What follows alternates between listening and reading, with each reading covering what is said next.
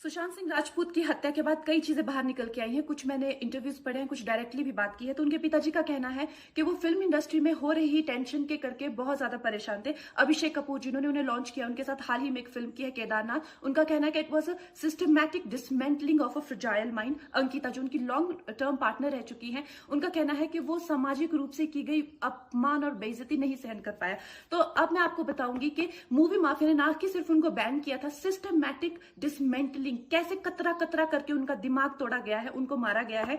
तो blind item आप इसलिए लिखते हैं क्योंकि आप जब झूठ लिखना होता है, आपको के अगेंस्ट कोई लीगल एक्शन नहीं लिया सकता क्योंकि आपका तो नाम ही नहीं लिखा, मगर उसकी जो डिस्क्रिप्शन होती है, जैसे मेरे बारे में लिखा जाएगा कि जिस लड़की के घुंघराले बाल हैं, जिसको नेशनल अवार्ड मिला हुआ है, साइकोटिक है, इस तरह से जो कि मनाली से डिस्क्रिप्शन पूरी दी जाएगी मगर नाम नहीं लिखा जाएगा।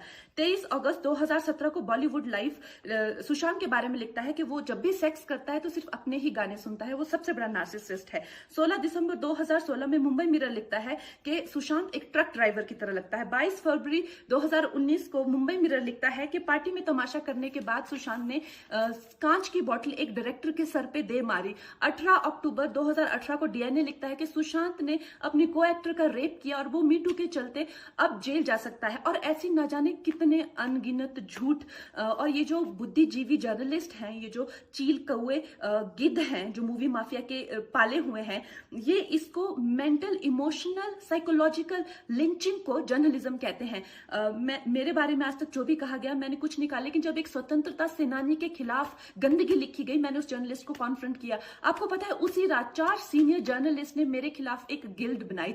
ऐलान किया गया कि इसकी फिल्म को बैन किया जाए, फ्लॉप किया जाए। आपको पता है 3000 जर्नलिस्ट गैंग अप होते हैं एक अकेली लड़की पर, उसकी इमोशनल लिंचिंग करते हैं सरेआम, और ये समाज कुछ नहीं कहता, कानून कुछ नहीं कहता है। मैंने उन पे केस करने की कोशिश की मगर 1 महीने बाद वो गायब हो गई, मेरी फिल्म रिलीज हुई, गायब हो गई।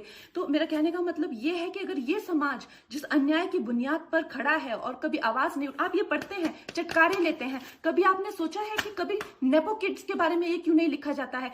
तो ये अन्याय का फंदा किसी दिन आपके बच्चों के गले में लटका मिलेगा, आपके गले में लटका मिलेगा। इसलिए जब तालियां बजेगी और सीटियां बजेगी तब आपको पता चलेगा कि क्या गुजरती होगी।